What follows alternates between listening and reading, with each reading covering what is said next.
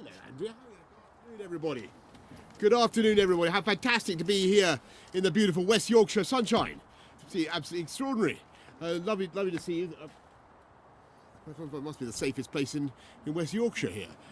Thank you all very much for coming along. And this is the beginning, the launch of a fantastic programme that we have in this government that we're very proud of to recruit a big new wave of police officers across our country. And I want to say a big thank you to all those here, all those who are signing up, and everything that you're going to do. And this is part, as you may know, of a big effort by this government to deliver on the priorities of the British people.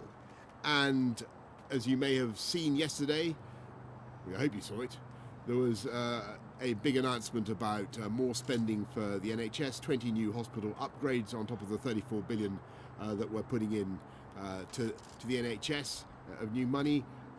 We are levelling up education funding around the country so that all schools get an uplift, both primary and secondary schools. But in my view, policing safe streets is the absolute bedrock of society. It's what drives a successful and productive economy.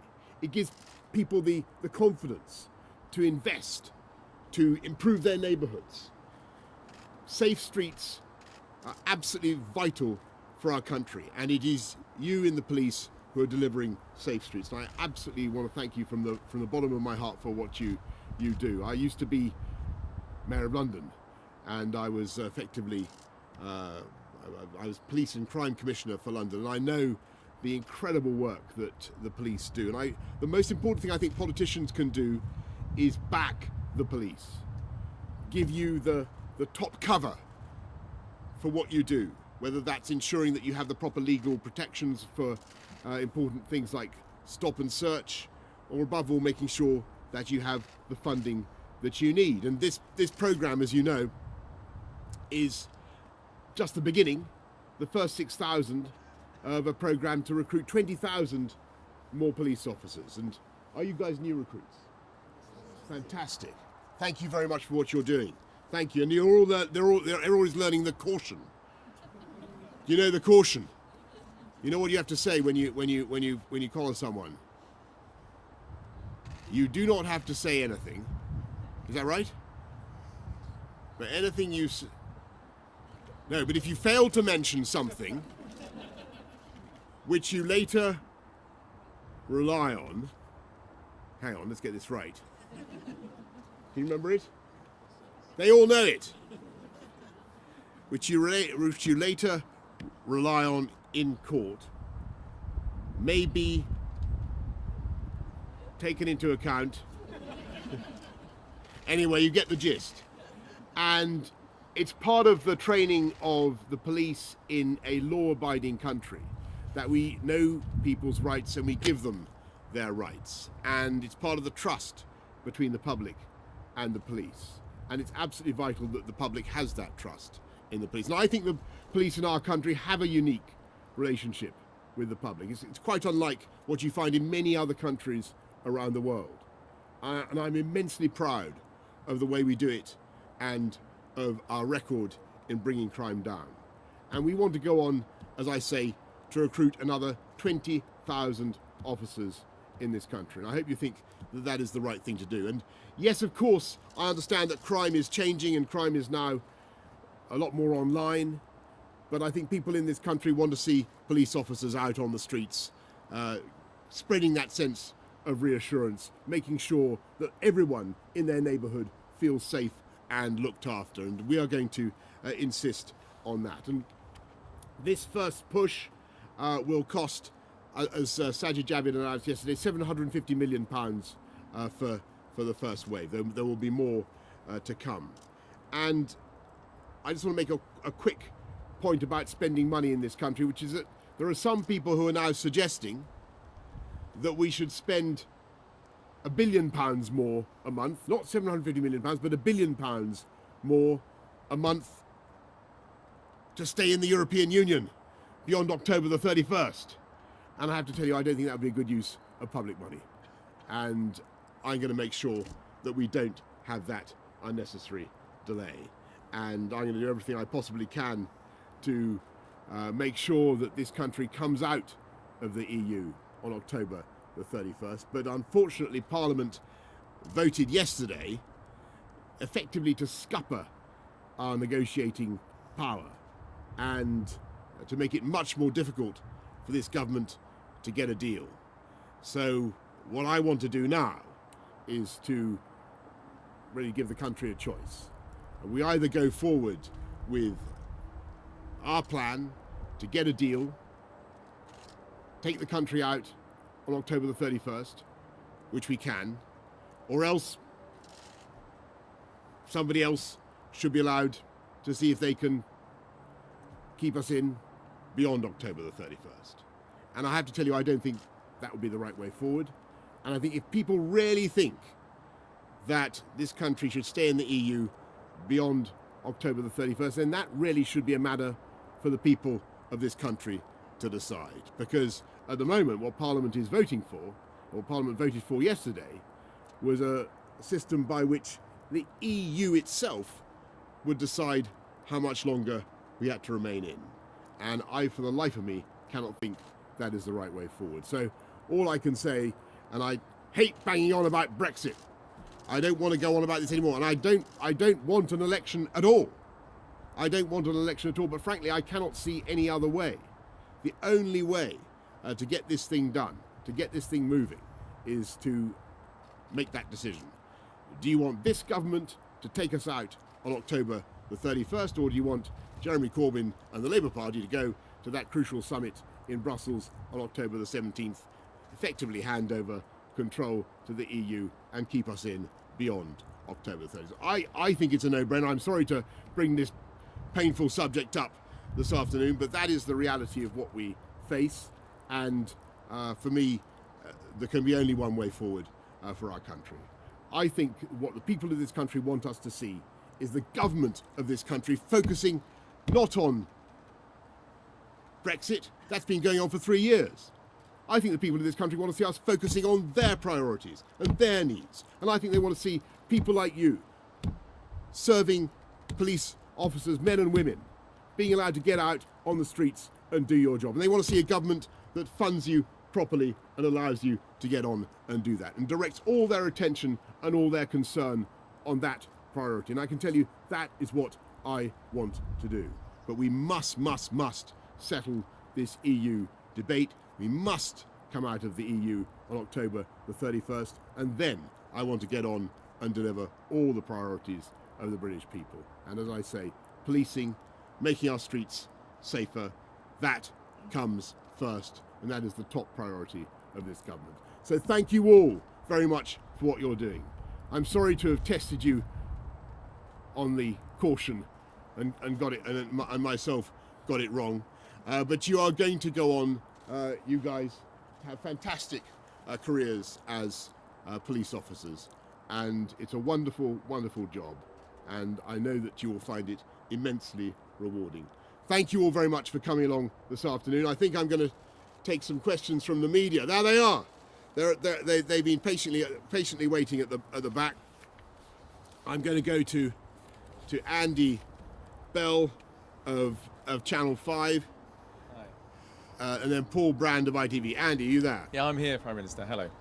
Thank you, Prime Minister. Aren't people entitled to ask, if your own brother can't back you, why should anyone else?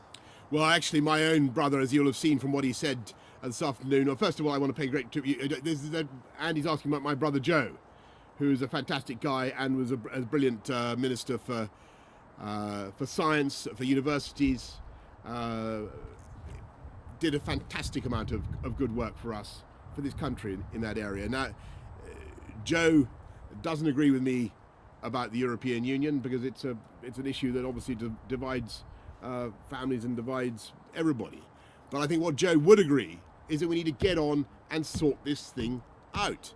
And I think what Joe certainly would agree, and I think he said as much this afternoon, is that this government has exactly the right priorities when it comes to dealing with the issues that really matter to the British people. And I'm talking about making our streets safer, I'm talking about improving our hospitals and improving our education service. So I thank Joe for all the work that he's done and for the support that he's given for our domestic agenda. And I'm going to go now to Paul Brand of ITV. Thank you, Prime Minister. Prime Minister, if your own brother has lost faith in your plan... I'm sorry, go on. Related topic, Prime Minister, but a different question. If your own brother has lost faith in your plan, surely you'll have to be the next member of the Johnson family to resign. Well, my intention, as I said just now, and I'm absolutely determined to do this, is to deliver on the mandate of the people. We have a democracy in this country, and the way we work is that when the people of Britain take a decision, parliamentarians are sworn to uphold that decision, and that's what we all said we would do several times in the House of Commons to respect the result of the 2016 referendum on the EU, when people voted by a very substantial majority to leave. We all said we would do it, and that is what I want to do. And I have to say, I think there is a stark contrast between my approach and I hate to be party political, but that is the sad reality, the approach of Jeremy Corbyn and the Labour Party, because at the moment he won't. Not only are they voting to make it impossible for this country to decide on its own to leave the EU, but they're also making it possible for the people of this country to have an election. I think he must be the first leader of the opposition in history to refuse to have an election. In fact, it seems to me to be a breach of his job description. If he's part of the opposition, he should be actively seeking an election. I don't think I've ever seen anything like it. But my job is to get us out on October the 31st, and that is what we're going to do. Beth Rigby of Sky News. Thank you. Mr. Johnson, when you became Prime Minister, you said you would unite our country. Instead, you're splitting your party, and now even your own brother feels he cannot serve under you. If your own brother doesn't trust you to act in the national interest, why should all of we? Well, as you'll have seen what Joe had to say about our agenda, and he's a strong... Look, people disagree about the EU. But the way to unite the country, I'm afraid, is to get this thing done. That is the reality. The longer this goes on, the more dither and delay we have from Parliament, inspired, I'm afraid, by Jeremy Corbyn, the worse this thing will be. What people want to see is a resolution, and they want to see us getting this thing done. And that's what we're going to do. Kate Ferguson from The Sun. Hello, Prime Minister. Can you make a promise today to the British public that you will not go back to Brussels and ask for another delay to Brexit? Yes. And I can. And would you I'd rather be dead in a ditch. So you would resign first, Prime Minister, rather than go and ask for that delay? Look, I just don't. It costs £1 billion a month. It achieves absolutely nothing. What on earth is the point of further delay? I think it's totally pointless. Claire Ellicott from the Daily Mail. Thank you. Your own Chancellor has become the latest Tory MP to voice concerns about your purge of 21 rebels from the party. Do you regret your actions? Were they too hasty? And is there a way back for those MPs? Well, let's be clear what we want to do. I think what this country wants and what people in Parliament want is to see us coming out of the EU on October the 31st. And I'm afraid that the bill that was passed yesterday, alas, really makes it much more difficult for us to negotiate. And what it says, it actually draws up the MPs wrote a letter that the Prime Minister would have to give to Brussels, demanding an extension beyond October the 31st, and then Brussels, the EU, would decide how long the UK was going to remain in the EU. And with the best will in the world, I cannot see how that is democratic unless that is put to the British people.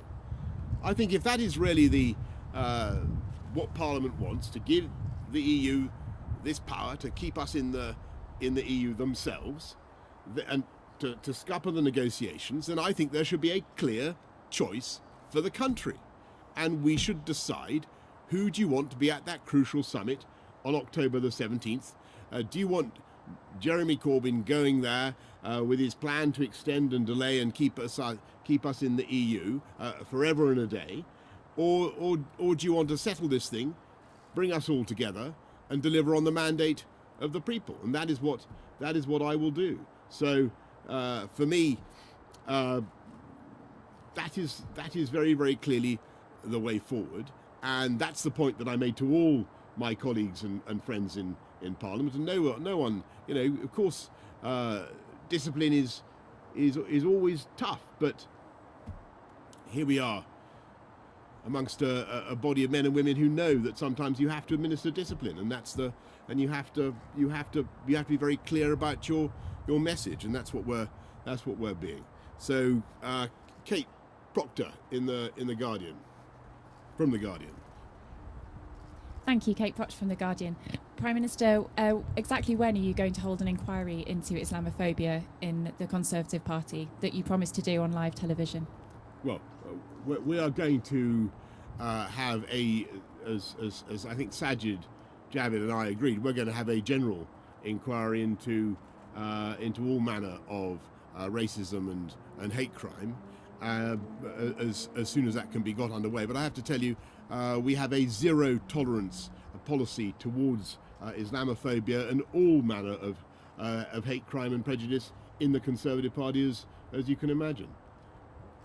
I think that is going to be it. I'll take one more there and one more there. You say no.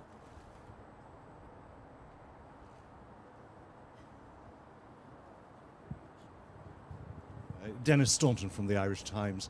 You, over the past few days, have been quoting the late Reverend Ian Paisley, who spoke about how his people were British but his cows were Irish, as justification for the idea that there could be a different agri-food regulatory regime in Northern Ireland to the rest of the United Kingdom. Could you foresee a different regulatory regime for anything else in Northern Ireland except agri-food?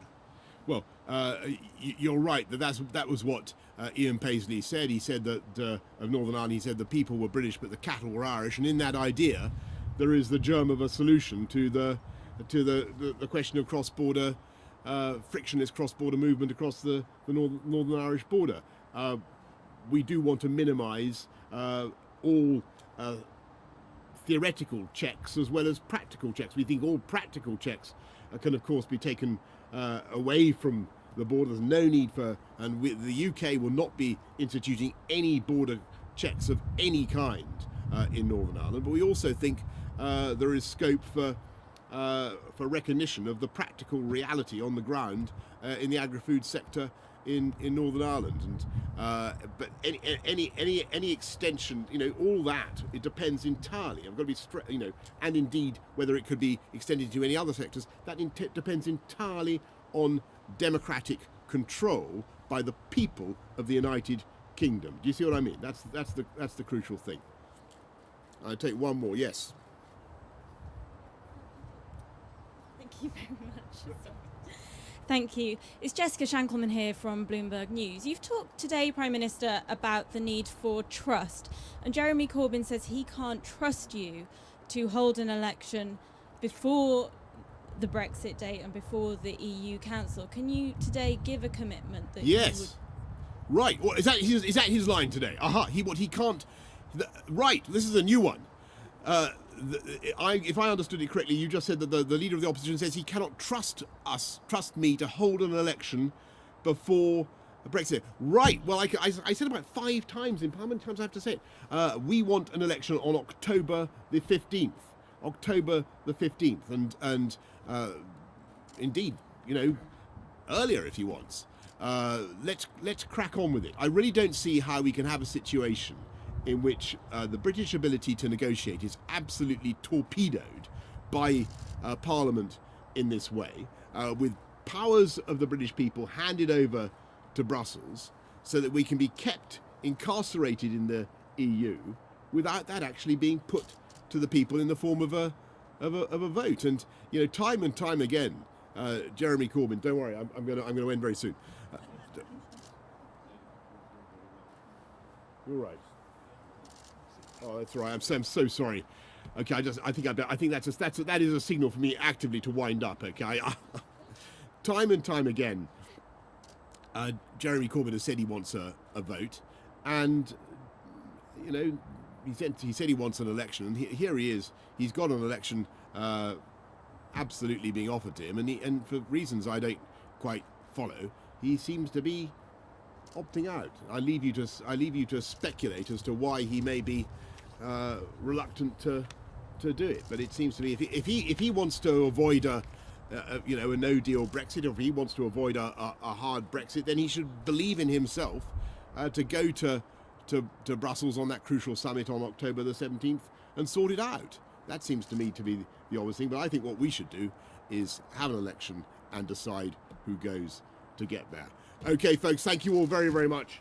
And thank you all for listening so patiently for so long. Congratulations to all of you on what you are doing. And thank you very much for all that you are going to do, to all the risks that you're going to take, running towards danger rather than away from it, to make our country and our society safer. Thank you very much. Thank you.